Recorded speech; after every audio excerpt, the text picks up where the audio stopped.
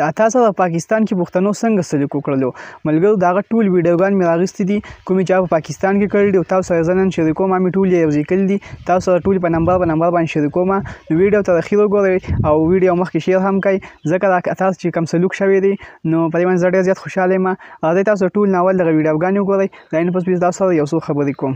پوهیږي چې ته څومره راته ګران یې او که نه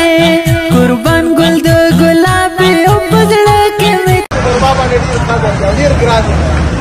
افغانستان یو سړی دی عطا په نوم باندې د هغې بعضې نیم کردار چې وګورې د هغې اخلاق چې وګورې د هغې د زړه درد چې وګورې او بله ورځ یې ویډیو مخې ته راغله یو پردۍ ښځه مړه ده بوډۍ هغې پسې دومره جاړي لکه خپله مور چې مړی د هغې پسې د سترګو نه اوښکې روانې دي دا په زړه کې د انسانیت قدر دی دا په زړه کې د انسانیت وقار دی هغه سړی کور په کور باندې ګرځي چېرته یتیمان دي نو دا پسې روان دی چېرته کونډې دي دا پسې روان دی باد ته نه ګوري باران ته نه ګوري د انسانیت د مخلوق د الله د مخلوق د هغې د کامیابۍ غم ورسره دی د یو چا په مخ باندې خندا راولي د یو یتیم په شونډو باندې خندا راولي د یتیم په سر باندې لاس راکش کاږي بچیه پلار کو نشته زه پلار یم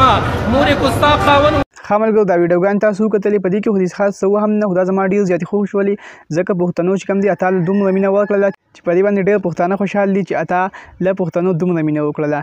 اتا له چې پښتنو دا کم مینه ورکړله نو صرف او صرف د دې وجې ورکړله چې اتا په زړه کې د غریب لپاره یو درد پروت دی د دې وجې ول پښتنو مینه ورکړله او الله ول دومره عزت ورکړلی تاسو ته ښکاري لکه دومره چې غټ وزیر اعظم یې هغه هم دومره څوک نه دي لکه څومره چې اتا صرف اتا ورله دا خلک راغونډ شوي دي نو دوستان دا تاسو د خلکو مینه ده دا الله غل یو عزت ورکړی دی نو دوستانو موږ له پکار دي چې دغسې د اتا نور سپورټ هم وکړو ځکه اتا چې پاکستان نه وس لاړلې او چې اتا انشاءالله بیا بل پل راځي نو موږ له پکار دي چې اتا له دې نه ښه زیات